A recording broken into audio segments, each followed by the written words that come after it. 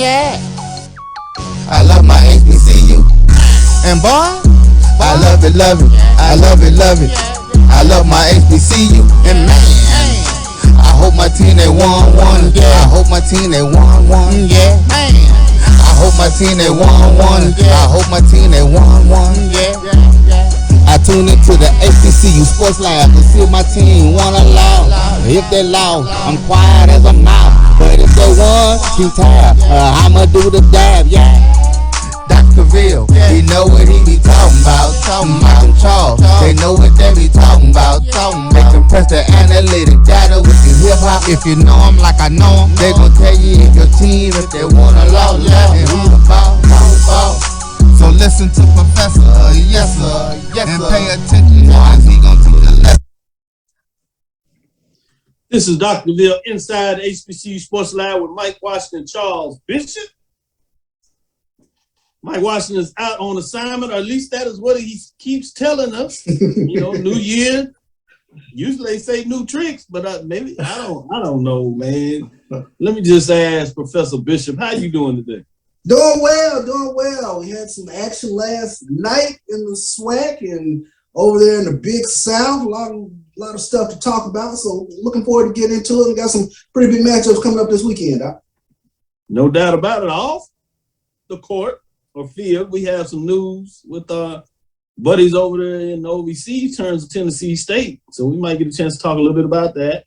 But I'm going to say welcome to episode 227 of Inside the HBCU Sports Lab radio show and podcast, the show that's covering the sporting HBCU diaspora, all things HBCU sports for institutions large and small, from NAIA to the NCAA, as we say. We share insights and information on the HBCU sports culture, HBCU athletic aesthetics to facilitate the story of HBCU athletic programs in the business of HBCU sports.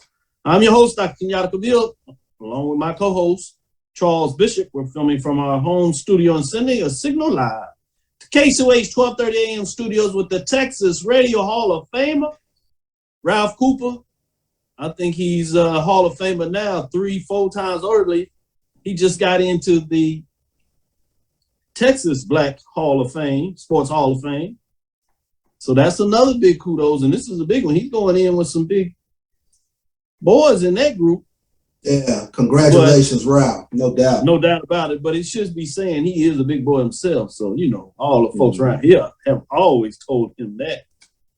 It's good to see that he is getting his flowers, his roses, while he's still able to tell us some jokes and talk about us. The other side. I got a chance to break bread with him the other day, and it was good. I always learn a couple of things from the old sage. He told me a couple of more tricks of the trade. So I might be dangerous today, Charles. I might be dangerous today. Awesome.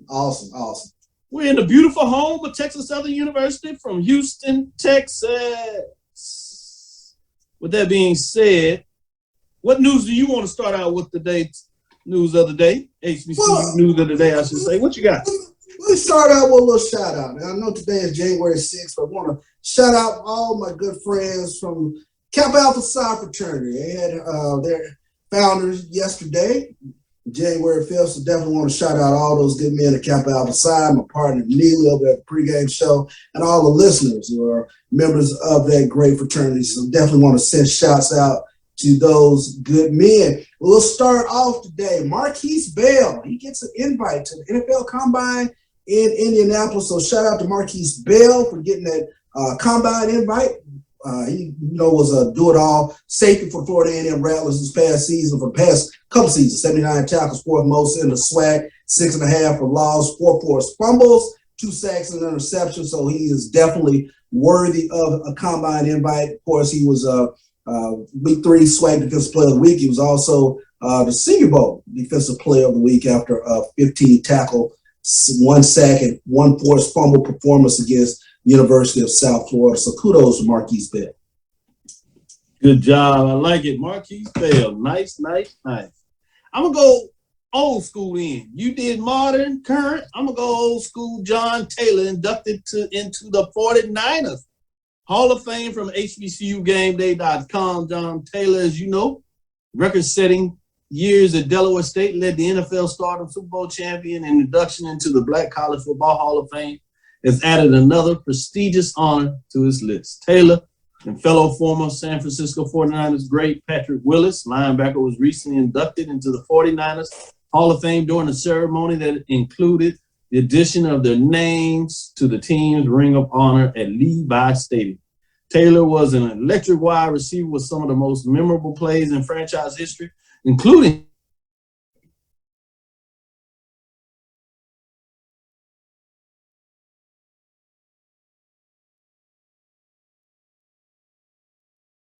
Yeah, we'll pick up with Dr. Cavil as he comes back in. Looks like he might be a little bit frozen there, but we'll keep up with some news around HBC Universe. Shout out to Coach Tamika Reed. We'll get into a little bit of talking about the action around the Southwestern Athletic Conference last night. But Coach Tamika Reed with Jackson State Lady Tigers, she picks up a milestone win, victory number 100 for Coach Tamika Reed. So shout out to Coach Reed in getting victory number 100. As we kind of continue to take a look around, and of course, HBCU Game Day, great a source of news for all of us here in terms of getting news out. But Morgan State, their AD, I don't think we talked about this on Tuesday, but Morgan State's AD, he leaves to take a job at the University of Virginia. So Morgan State is now in the market for a new athletic director. Of course, Dr. Ed Scott was doing some great things over there at Morgan State, but he leaves to take a position over there at the University of Virginia. So that's a couple of things that we got going on in HBCU news. We'll take a quick break and we'll come back here on Dr. Cavil's Inside at HBCU Sports Lab with Dr.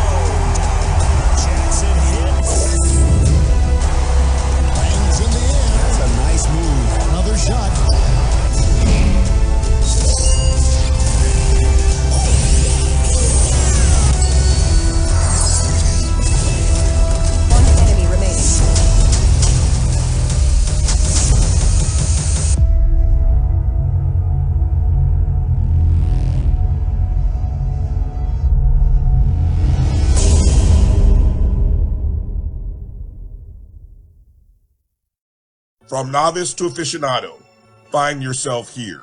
High quality cigars plus personal customer service with Slow Burn.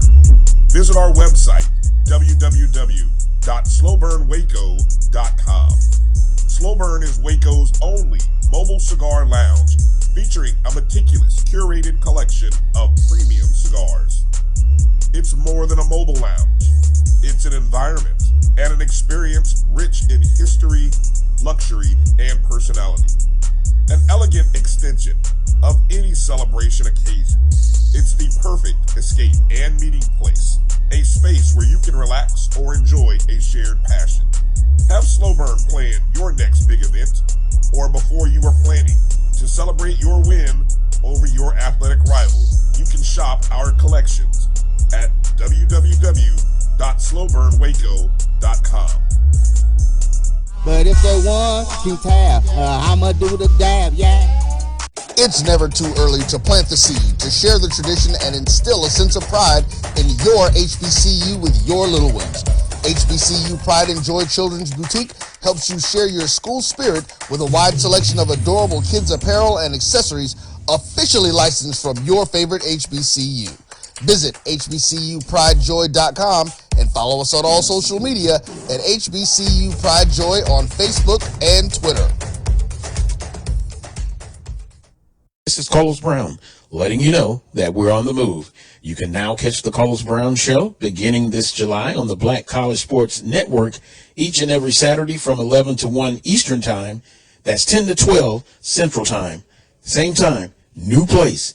On Facebook at the Carlos Brown Show and Black College Sports Network, online at www.mybcsn.net and on the BCSN app available on Google Play and the Apple App Store.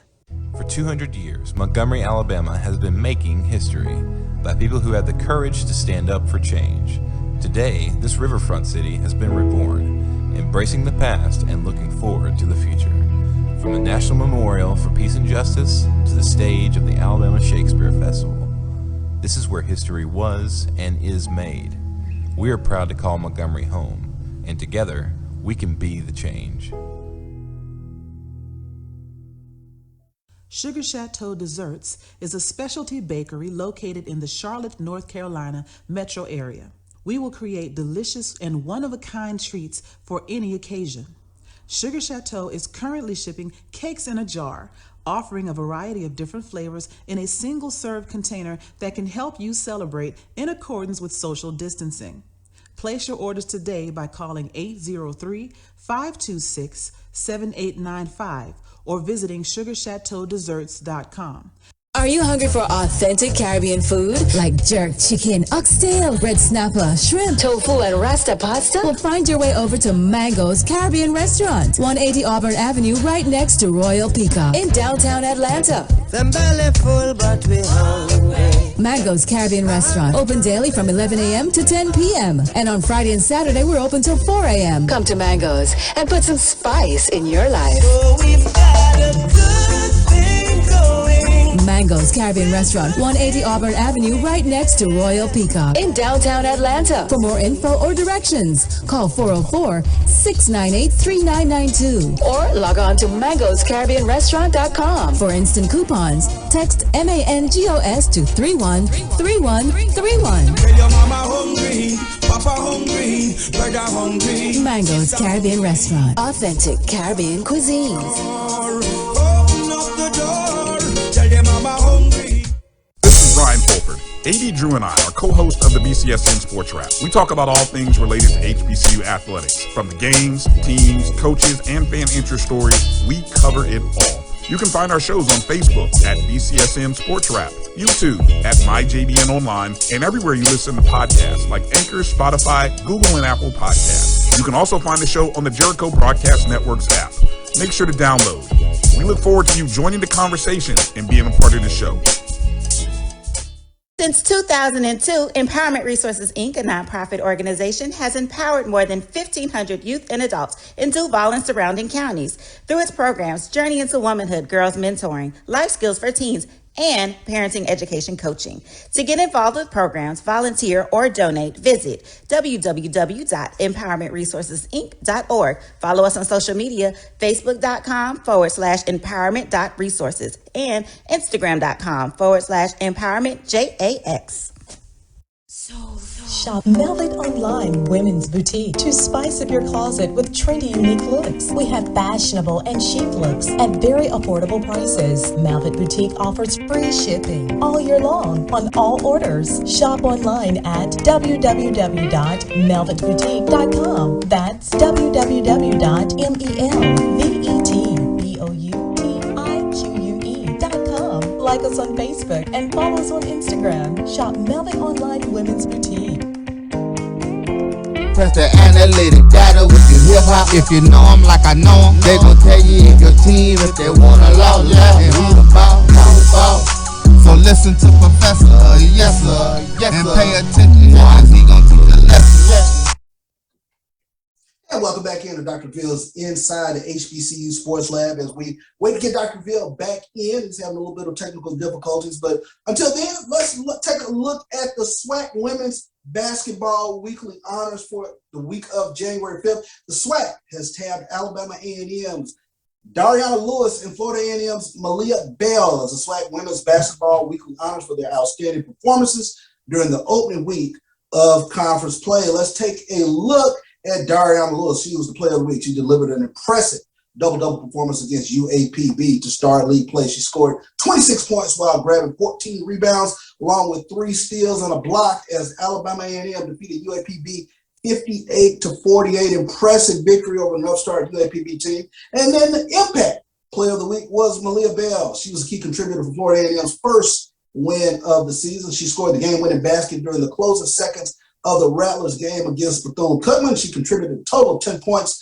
to go along with 6 rebounds and a steal. Let's take a look at the men's weekly honors here as we pull that up real quick. And the men's weekly honors for the week of January 5th. Let's take a look at Kenny Strawbridge from Alabama State and Kevin Davis of Bethune-Cookman. Strawbridge, he was the player of the week for Alabama State, getting their first road win in January 21 with a career high 27 points against Mississippi Valley State. The redshirt sophomore finished the night shooting a blistering 68% from the field, 11 of 16 from the floor, 4 of 6 from beyond the arc for the Hornets. He also finished with 4 rebounds and 3 steals. Impact player of the week was Davis. He starred in the Wildcats' victory over Florida A&M to open SWAC play as he notched a double-double featuring 26 points and 13 rebounds to go along with 2 blocks and 3 steals.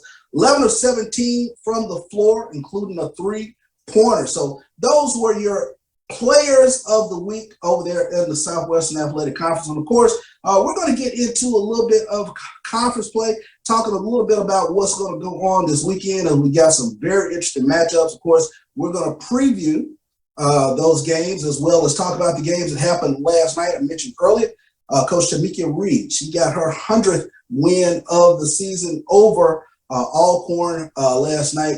I'm sorry, her 100th career victory. So that was huge. But we take a look at some of the games coming up this weekend. Please mark them on your calendars. Saturday, January 8th, it will be Grambling State visiting Bethune-Cookman. Southern will be at Florida A&M. Alcorn and Alabama A&M, they will get it on this weekend. And then you got Jackson State at Alabama State. Looks like Doc is coming back in the dark. Yeah, I'm in. But they had a transformer blue. Okay. So they were flickering back and out. So I'm gonna do the show. Y'all gonna have to bear with us. I don't know how long we're gonna have lights, but I can do the show. We're gonna show you how we do it real time. So we'll be able to get in there. And so let's get into some of the games here. I know we can get in there, but I did want to give this update before we get into the game. So we'll take a little break there. But did you talk about the news with Tennessee State and OB State, Murray State? Looks like the board is going to vote. The board is going to vote tomorrow. And the reason I bring it up, because obviously Tennessee State, HBCU in their conference, and it's been churning. As we talk about conference churning, and Murray State was rumored before that they were going to come out, and it died down. But, you know, if you look in the back circles, I always tell you that it's the board that makes the decision. So the next board meeting that they had, they just decided not to do an emergency board meeting, but their next board meeting was in January. And I was like, that's when you'll get the message that they're gone, because where there's smoke, there's oftentimes fire. And there was enough evidence that they were making a move in terms of both sides of them looking like they're going to go to the Missouri Valley Conference, a better basketball conference in their framework in terms of multiple bids and things of that nature. So now, if there's some talk that maybe the football team will go to the Atlantic Sun, makes sense with the Atlantic Sun partnerships. A lot of the teams they have played and created rivals with Jacksonville State, Austin Peay, maybe going over there. That would also give them, you know, the 16 they were looking for since Jacksonville State left. You know, they're looking for where they're going to get their momentum. So maybe that's where they house football while their other sports go to the Missouri Valley. So it'll be interesting to see, or will they go into the Missouri Valley Football League up there, which is separate in terms of the management part of it, not part of necessarily the Missouri Valley Basketball Conference when we think about in all other sports. But all this comes down is like, you know, what does this mean for Tennessee State? Yeah. They have been the good stewards in fighting the good fight in a lot of ways, but what does that mean for them? And I guess that's the $1 million question that I wanted to ask, Doc, in terms of when you see conference members leaving and jumping to various conferences, things of that nature, and you've always said that another conference has to want you. What sort of, you know, position does that leave Tennessee State being the good stewards of the OVC that they have been? What position does that leave them in? That's the change. That's the change. So the thing that you have there is the trouble when you talk about from that framework is they may not have a lot of choices now. That's one of the reasons you see schools moving so fast because they don't want to be the last man standing oftentimes. And so that's one of the things that you want to talk about when you look at it in that framework. So I don't know, there's the natural connection that some people would have, you think, with the SWAC. The SWAC is at 12 teams. Do you just expand to 113? How does that work? Do you go to 14? Where's the 14th school coming to? What does that look like? Do the SWAC presidents and chancellors, unlike the fans, they think it's a natural fit? Do you understand that maybe they're not of the same mindset and say, do we want to extend where we extend the travel even more? And cut another piece of the pie. And cut another piece of the pie. Exactly. Yeah. Where does that come from when you think about it? So that's the challenge they have is when that door was open, you decided not to go through it. Have you maybe cost yourself? You look at maybe the Big South. They're looking like they might lose somebody. Would that be open? But what does that do to your travel? And Big South, supposedly one of the reasons you had A&T go in there is because the travel is reduced. Are they going to be supporting the fact, yeah, they like the idea of maybe getting another HBCU in their framework, but are they prepared to make that type of travel? And does somebody come along with Tennessee State to go to the Big South? So you have a lot of questions. And then obviously, they're going to want to fight in terms of the commissioners going to want to fight to keep that conference alive, and the schools are going to do that. So does it turn in more into a basketball conference? They have 2 years to figure this out. Is another thing that people need to understand is that the NCAA has a guideline that gives you 2 years once you get under 6 to allow you to get back to 6 before they take the automatic bid. So there's a little time in that. But the problem is it needs to be a Division I school that you bring in, because if you bring a Division II school in, remember there's a 4-year period for them to come up to Division I. So even though your conference, and we see this in the Southland, even though your conference may have a total of 6 football members, for the automatic bid, there has to be 6 football members that are at Division I status, meaning they have completed the transition, that they all have to have. They can't be saying that we're going to go to Division I and we in the Division I conference, and the plan is for us to get Division I status. They have to have it. So if you don't have it, that's part of it too. So those are the things that I think are interesting when you talk about from that framework that concern a lot of people from that perspective. I know fans would ask, or, and you mentioned it, that fans would want to see, or do you think they would want to see the Tennessee market come into the SWAC? I think most of the fans would love Tennessee State for football. I mean, the history, as you talk about, is without question. Some people may question some of the modern framework of Tennessee State. Have they lost some of that luster? But, they would resonate in terms of the band with most fans in terms of that, in terms of their legacy. Obviously, there's some question of not having baseball. SWAC is a big baseball league. SWAC is a big baseball league, yeah. You bring in FAMU and Bethune-Cookman, no, they don't have women's soccer. Okay, you can look at that. But they have baseball, core sport, and they're good at baseball. Tennessee State doesn't have baseball. What does that do?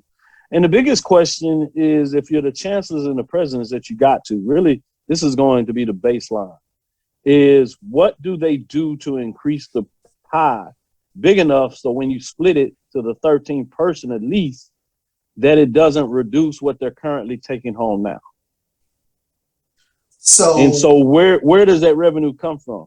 You're not like the big boys where if you bring in a UT, Oklahoma, the television people will come back and say, hey, let's redo this deal. You got more revenue, right? That justifies the move. You still got 4 years on the television contract you got with ESPN, 3 to 4 years.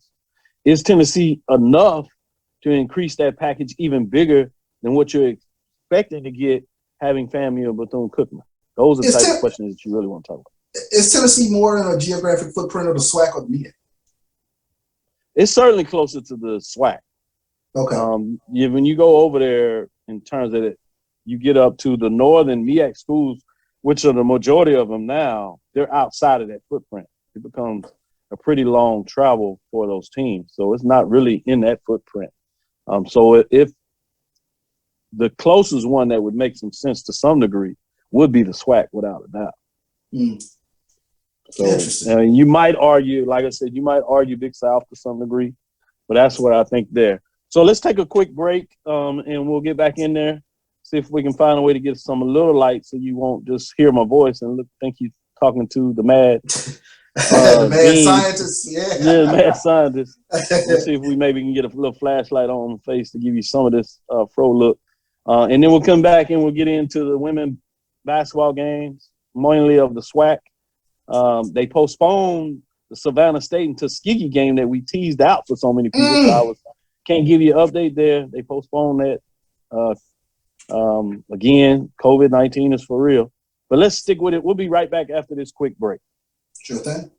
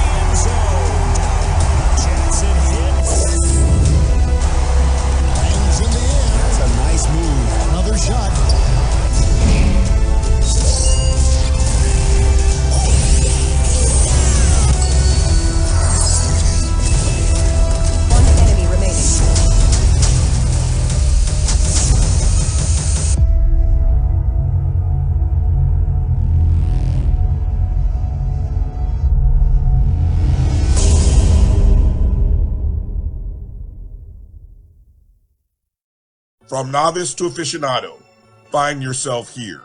High quality cigars plus personal customer service with Slow Burn. Visit our website, www.slowburnwaco.com. Slow Burn is Waco's only mobile cigar lounge featuring a meticulous curated collection of premium cigars.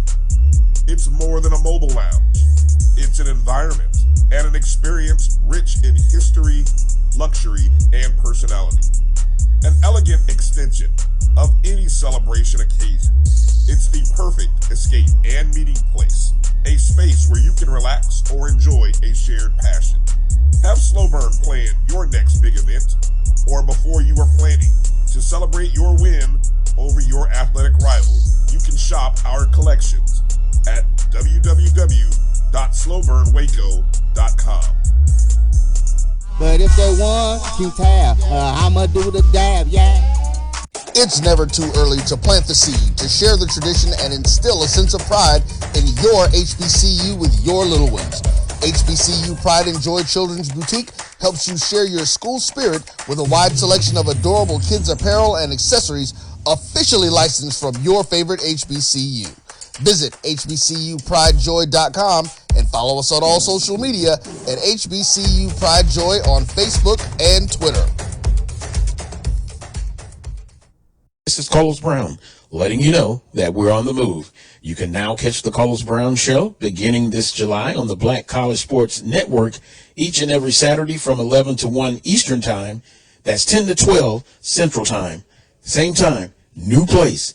On Facebook at the Carlos Brown Show and Black College Sports Network, online at www.mybcsn.net, and on the BCSN app available on Google Play and the Apple App Store. Press the analytic data with the hip hop. If you know them like I know them, they gon' tell you if your team, if they wanna love and who the ball. So listen to Professor, yes sir, and pay attention as he gon' teach a lesson. This is Dr. Cavil with Inside the HBCU Sports Lab with Mike Washington, Charles Bishop. Mike is on assignment, so I didn't want to make sure that Charles Bishop, Professor Bishop, is out here by himself. So there literally was a transformer that blew out here in Greater Houston on the way home. So I have no power. So we're making do what it does in terms of still making sure that you get the rest of the show. But I did want to get into this a little bit. You know, we have the basketball games from the women's games. I wanted to get into those scores let's break it down when we talk about what took place. Some of the scores that stood out in terms of those matchups, as you would have it. Charles, give me those scores on the women's side there so we can break down and see what we want to get into there. Yeah, on the women's side, Southern was big over Prairie View last night, 89-52. Jackson State topped Alcorn 75-49. Texas Southern, they bested Grambling 73-66. Alabama A&M over Mississippi Valley 65-56. And Alabama State rounded out last night's action with a 14-point win over Arkansas Pine Bluff, 54-40. Which one stood out to you the biggest? I think the biggest, of course, stands out is Southern and Prairie View. I completely didn't see that happening. Blew out by more than 30 points there. That kind of took me by surprise. But I think on a smaller scale, it's UAPB starting out on 2. That's like the one that really kind of stood out for me. Alabama State, Alabama A&M, they go 2-0 to start conference play. But just a bad night shooting for UAPB. I think they had 4 starters that were not 4 starters, but they had 4 players with significant minutes that were completely over last night. When you take a look at that, so just not getting it done, not putting the ball in the hoop. Just a bad night of basketball for UAPB. But Alabama State and Alabama A&M starting off conference play 2-0.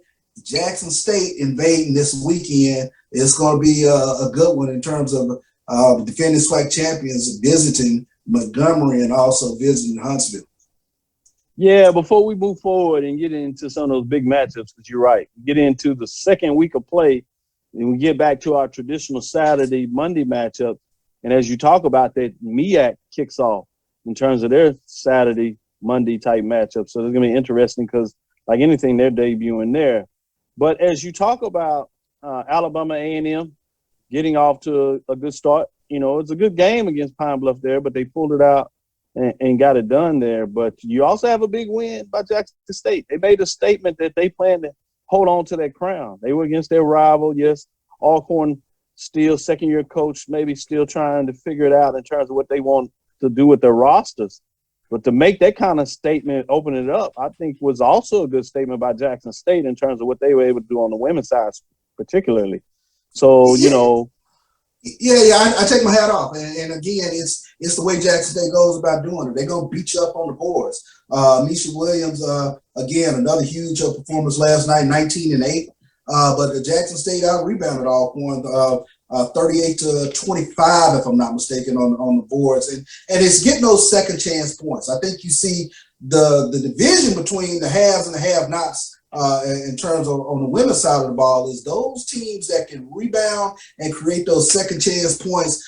They're the ones that are really, really tough. When you take a look at Dariana Lewis, she's a double-double machine for Alabama A&M.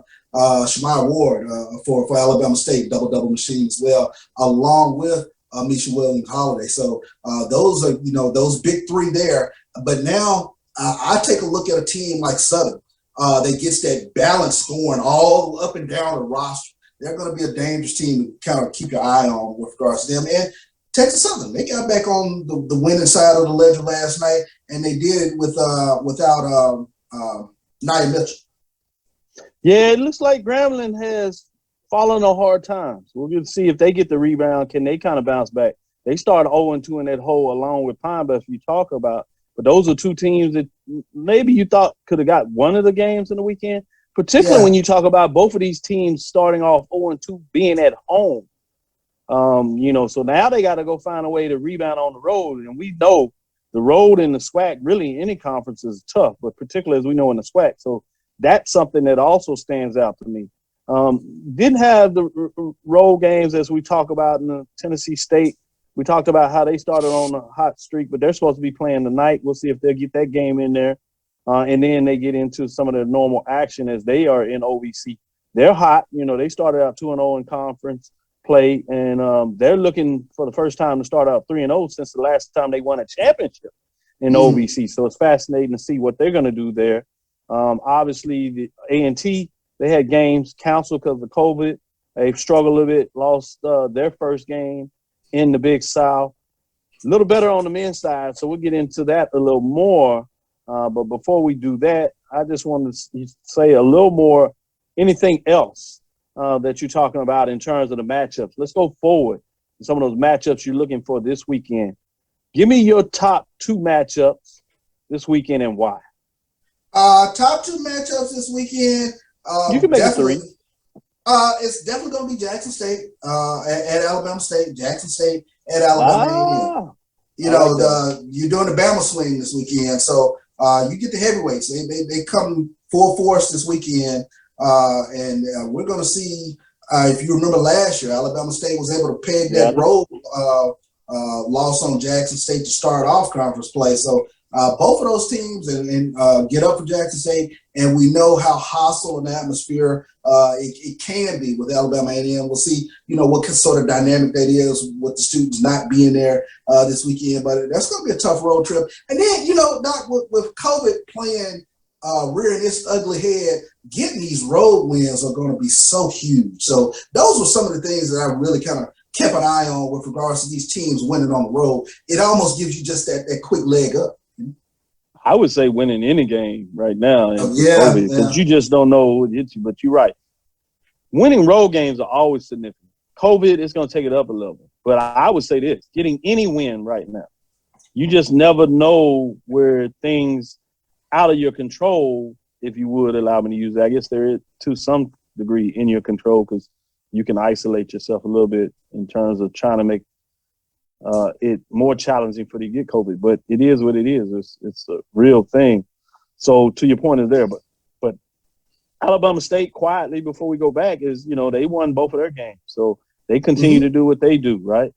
So I really like this because a little payback matchup. Jackson State certainly want to get to it in terms of getting that revenge on the road. But then you got Alabama State that says, hey, we think we might should have a championship next year, and they couldn't get the regular season or the tournament. So I think that's going to be fascinating when you talk about that, right? Yeah. And then UAPB, like I said, I thought that was going to be my sleeper team. They dropped back-to-back home games, and now they have to come to the Texas two-step. We know they always play Texas Southern tough here at the HBCU, but they got to get a split some type of way this weekend. Yeah, they got to get one. They got to figure that. In fact, they probably trying to be Grudy. Yeah, they're gonna try to get right. 2, but you got to find a way to win one of them, or you're in a hole that I'm not sure you can climb out of. The interesting thing, as you're trying to any other women's game that you keep your eye. FAMU's back in action this weekend, so it's always interesting to me to see some of those first FAMU Bethune-Cookman.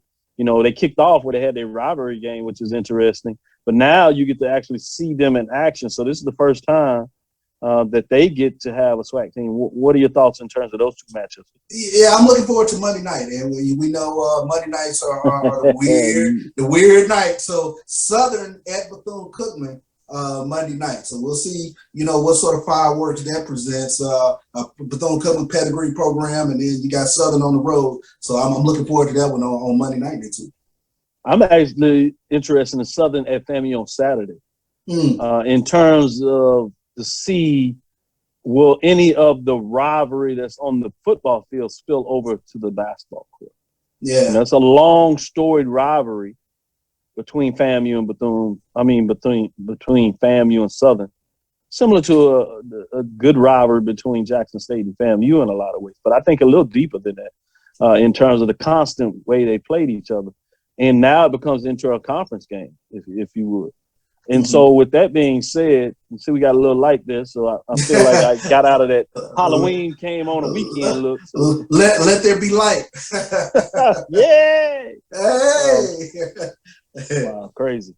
So with that being said, though, on the serious note, when you talk about that matchup, I'm interested to see what will the fans look like. Will they kind of get lathered up? Will they get in there? Will they get a little juice, right? FAMU is not necessarily known on the basketball side as much as they're on the football side. And then you're in a conference where everybody was further away, even though some would argue that basketball may be a little bigger than the MEAC. So I'm intrigued to see how that kind of translates, particularly with this first type of matchup. And then obviously when you get into some of that Alabama State, A&M, those games that are pretty regional for them, I'm interested in that. So I want to keep my eyes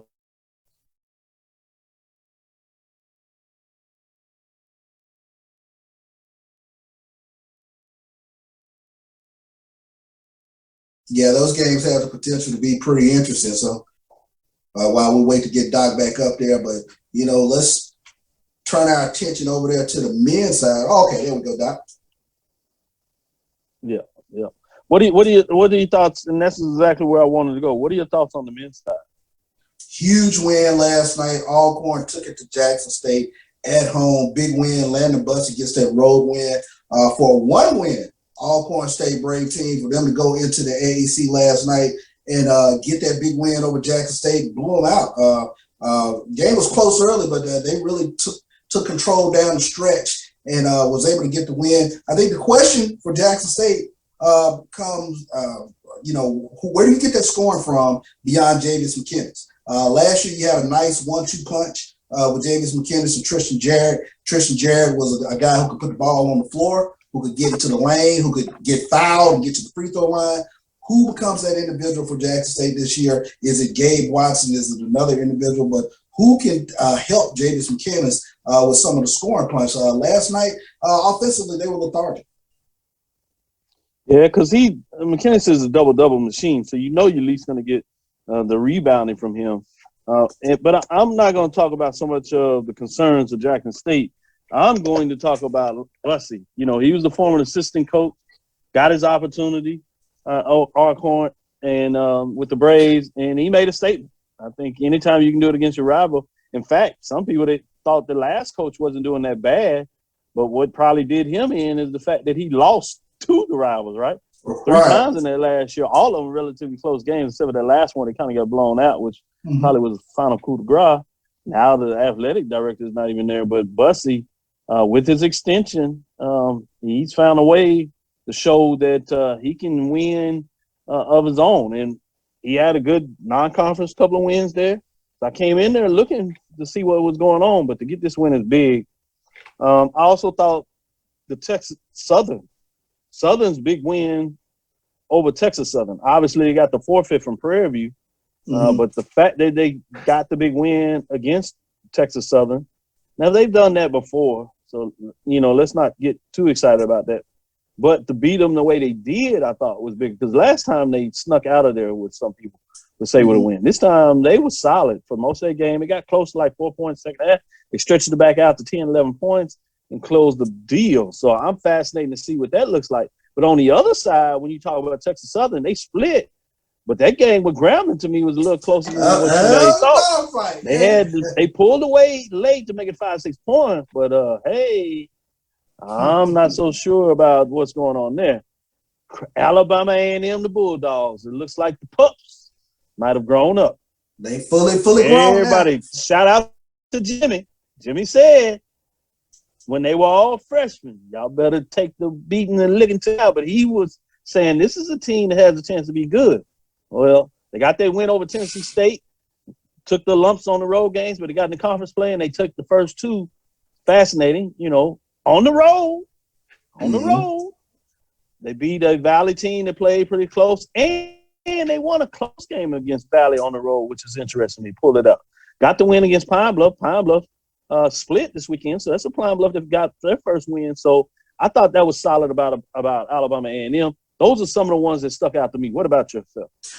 Big game for Alabama A&M. Talk about Jalen Johnson, 25 points and 14 rebounds in 34 minutes of action. But he had a big game, and they couldn't stop him. He was 11-19 from the floor. But like you said, Alabama A&M, those young pups, they've grown up now, and now they're ready to, put their foot to the pedal, if you will, and try to get some of these SWAC wins. Doc, I was going to ask you, Linnell Henry, he had a big game last night for Alcorn. Is he a Prairie View transfer that came over to Alcorn?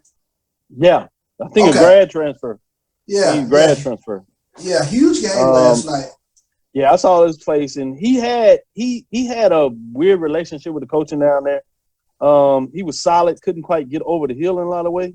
But in terms of when he played, he could do some stuff. But I think Bussey likes his activity on the offensive side of the ball, and he's made him serviceable. And he always was good when he could get lathered up and get in a rhythm. So it's fascinating to see how that works out. Prairie View was moving more to a guard-oriented style. Sure. They wanted somebody that was a little bit more mobile in terms of playing at the 5 position. Mm-hmm. And he didn't quite give them that style. So I think he was serviceable down there, but I think he could be just what the doctor ordered, if you would, in terms of the Braves. So great catch. I saw him there too, and I was like, might be one that we scared got away. 4 or 5 from 3-point land last night. He was a dagger last night for Jackson State. Yeah, no doubt about it. Some of those scores coming up here. Let's get into that before we move into the next weekend type of games on Saturday. Obviously, we talk about Bethune-Cookman losing their non-conference game. I like the fact that they found a way to play their Wednesday game. Lost a close one though, 68-65. Florida International. Be interesting to see with that. Before we move on, and they were Saturday whooping games, Florida International. They let that one get away. Yeah, they were beating them up. That was frustrating to kind of see that go down like that on the road. But that's the tough thing, and why I say we got to find a way to play a couple of more of those home games over the years, because it goes down like that. I did want to get into the Big South, North Carolina A&T, in terms of them getting their first win, opening win, if you would, against Presbyterian in the Big South, 65-57.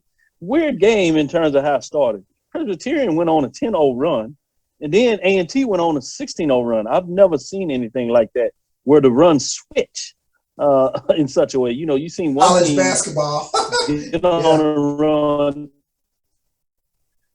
Yeah, and it takes off and it keeps going. But I thought in terms of how that went down. So intrigued about that. T pretty much controlled the game. It was a home game. They controlled it. Was tied at halftime as they let Presbyterian kind of get back in there 29-29. Defensively, they were stifling, especially in that second half where they basically shut them down. And they did just enough. The key thing that A&T, the Aggies, would tell you about is the fact that they didn't have a point guard. They didn't have the point guard. Didn't play in that game. And they still got to win. So that's a big win. Shout out to them in terms of what they get done there. They'll be back in action on Saturday. They go to Radford, which will be fascinating to see. A&T now is at 6-9. Radford is at 5-8. So that's the second matchup in the conference. It'll be fascinating to see how that looks in terms of what's taking place there. Radford is also 1-0 in terms of getting their first conference win. So fascinating to see what's going on. Since we're moving forward to Saturday, let's get in a little bit of the MEAC and see what your thoughts on some of these matchups are, what you may interest you in these, and in terms of Saturday matchup coming into it. You have Coppin at South Carolina State. Unfortunately, you already have the announcement of Morgan at North Carolina Central is postponed. Wow. Howard at Delaware State, postponed. Norfolk State at Maryland Eastern Shore, the dreaded, postponed. So opening Saturday for the MEAC, you will have one conference game. That's truly unfortunate because we're getting those matchups. I would have been interested, just so we can do it, I would have been interested in that Morgan State, North Carolina Central. That's the one I wanted to see. 6-9 Central and that. I would have been interested in that matchup. And I guess we have to wait a little longer. We waited this long, so hey, why not? The other one, though, Howard has played some good basketball. They're 6-6 in terms of the record. 3 or 4 Division I wins. Playing Delaware State is 2-11. It would have been on the road, so it would have been interesting to see what that looks like. And obviously, Norfolk State just staying at that 9. They did so well, got those 9 wins, 6-7 Division I wins. I think it was 6 to be exact.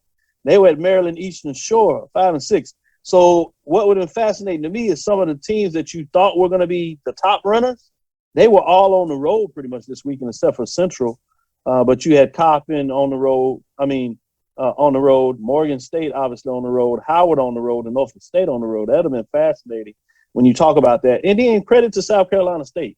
They look like they're back in the basketball business. You know, they got several wins, so it'll be fascinating to see who gets the best of that when Coppin State is just 1-4 team coming into that matchup.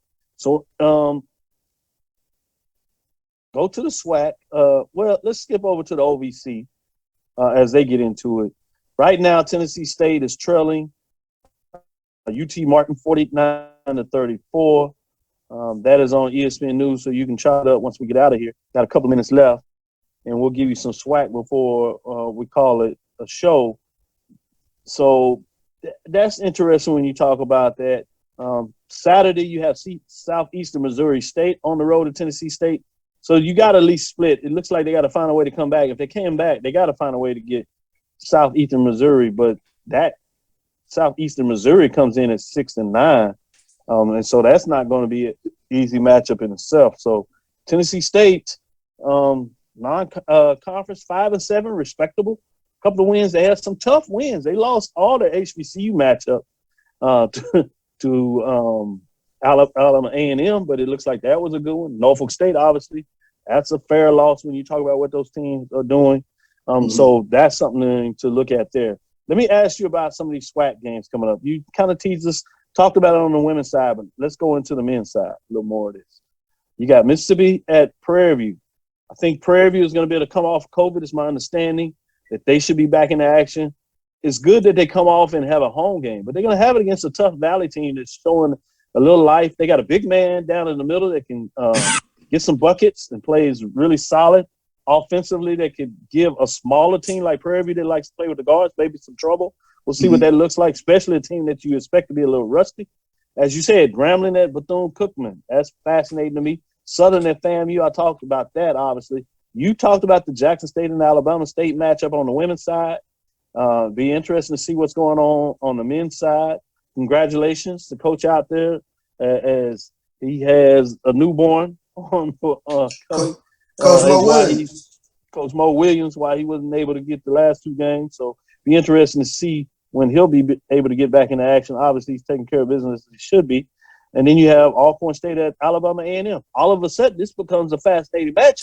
That's what we've seen this couple of weekends, right? And A&M is always a tough place to play in terms of that because they are not in their new building yet, which will be a beautiful place to play. But right now, they're in a tough place to play in that barn, if you would have it. And then you got Arkansas Pine Bluff, Texas Southern. You talked about the need on the women's side for Arkansas Pine Bluff to get the win. But also now, Texas Southern has to find a way to come out this hole a little bit. So they got to make a statement before folks look at that. And so before I let you dig into those, I'm going to let you do the flip of the games, obviously. Then on Monday, because we won't be back to Tuesday to talk about both of these matchups, if you would, and what happened yesterday. So we have a full schedule for you on Tuesday. Southern at Bethune-Cookman, Grambling at FAMU, Jackson at Alabama A&M, Mississippi Valley State at Texas Southern, Arkansas Pine Bluff at Prairie View, Alcorn State at Alabama State. Interesting matchups. Any of those, what jumps off on the men's side for you?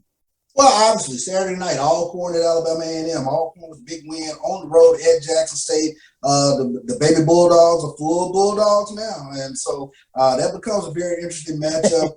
Two upstart teams, if you will, Alcorn and Alabama A&M in Huntsville. That's going to be a good one. Jackson State, last year, they went through the regular season unscathed. So they've been scathed early. Now they go and take this trip to Alabama on the road. So Alabama State is going to be a tough one. DJ Strawbridge, and then you have Alabama A&M on that Monday night. So that's a tough road trip for Jackson State. You talk about it, and you love talking about those Monday nights on the road. Woo! Anything happens on Monday nights. If it's going to be an upset, it's going to be on a Monday night. Eyes of Monday, but I tell you what, like I said earlier with regards to Jackson State, who's going to be that other scorer that's going to help out James McInnes? Jonas James, is he going to be able to step up and pour in some more points so that Jackson State offense can kind of get up and going a little bit? And then Texas Southern, a little bit of herky-jerky road. They split on the road, but it wasn't Texas Southern dominance, if you will. So, do they come back this weekend and make a statement against UAPB and Mississippi Valley? So those are the things that I'm kind of looking forward to this weekend. Yeah, I want to shout out to the lab listeners that stuck with us as we got into a little bit of things out of our control. But one thing I did want to share before we got out of here, two things really. ESPN still has the basketball conference split between East and West. And I know for the standings, it's just one conference for basketball. But I'm kind of fascinated in this, hopefully how long they will stick with this, because I like seeing this East-West split. I'm just curious of how this would look if you played it out in this format. So I'm loving being able to look at this East-West, because if you do it in this right now in the East, you have Alabama A&M sitting at 2-0, Bethune-Cookman at 1-0, Alabama State at 1-1, Jackson State at 0-1, FAMU at 0-1, Valley at 0-2 in the East, right? Mm-hmm. In the West, you have Southern at 2-0, Texas Southern at 1-1, Alcorn at 1-0, Arkansas Pine Bluff 1-1, Grambling at 1-1, and Prairie at 0-2, sitting in the matchup. Versus you had Alabama A&M and Southern at the top. Then you have your 1-0 teams with Braves and Bethune-Cookman. So it's interesting how it shapes up differently if you do split in divisions, and how that plays up in a different time of format for your top 8 teams going East-West versus if you just go your traditional one setup in terms of records. So I'm intrigued to keep kind of one eye to see. Hopefully they don't update that too soon before I have to give that back. I also did want to give a shout out to CIAA, since we're talking about this basketball. Announces 2020-22 John B. McLendon Hall of Fame class. Obviously multiple sports, but you have Andre Altus, Shaw University, Dr. Beverly Downing, Livingston College, and St. Augustine University. Gregory Goins from Bowie State. Greg Jackson, St. Paul's College, North Carolina Central. Amba Congola, North Carolina Central University. Jamie Waller, Virginia Union University, are your 2022 John B. McLendon CIAA Hall of Fame class. Any final thoughts you have on that before we give it a close to the night? Shout out to the 9 Worthy High School band seniors that received $50K scholarships to play for Langston University's band. That's awesome. Right. Yeah, that's awesome. Yeah, I mean, final thoughts. I definitely, kudos to those individuals who are going into the CIAA Hall of Fame. Great action this upcoming weekend. Dr. Bill, keep an eye out for Bethune-Cookman. We talk about these pro coaches coming in and coaching. Reggie Theus, a lot of people don't remember Reggie Theus could ball back in the days. He's taking the reins over there. Down there with Bethune-Cookman, and they got a guy who can double with the best of them when you're talking about Kevin Davis. So Grambling, Southern, they make the trip over to Florida this weekend. And like I said, Bethune-Cookman, they let Florida International get away from them last night. They had them on the ropes. They were dead red. They were up by 15 with 8 minutes or so to go in the game, and somehow let that get away. But keep an eye out for Bethune-Cookman. No doubt about it. Thanks for sticking in there, all those lab listeners out there. We'll do our homework these next couple of days, including the weekend and Monday, and we'll bring it hot and heavy on Tuesday to give you our latest on the basketball news. Thank you for listening to Inside the HBCU Sports Lab. Make sure you share our podcast with your friends and colleagues. I am Dr. Kenyatta Cavil, the Dean of HBCU Sports, coming from inside the lab in the College of HBCU Sports from Mike Washington, Charles Bishop. Again, we want to thank you for listening to Dr. Cavil's Inside HBCU Sports Lab with Mike Washington, Charles Bishop every Tuesday and Thursday right here at 6 o'clock. We look forward to next week as we discuss the latest news in the lab from a basketball perspective. Follow me, Dr. Kenyatta Cavil, Twitter, Facebook, and Instagram. That's DrKenyattaCavil. Look out, because those poll rankings are coming. They've been churning in my computer. I've been just letting a little more magic in those computers going around. I'll surprise y'all either next week or maybe the following week. It's time to let it percolate a little bit, see what y'all think about the poll rankings for basketball. You know, we do the top 5. Follow me, Dr. Kenyatta Cavil, on Twitter, Facebook, Instagram. That's DrKenyattaCavil. Again, that's DrKenyattaCavil. Dream big. Continue to move forward. We will talk with you soon. Charles? Of course. Roy? Lecture. Dismiss. Stay safe, master.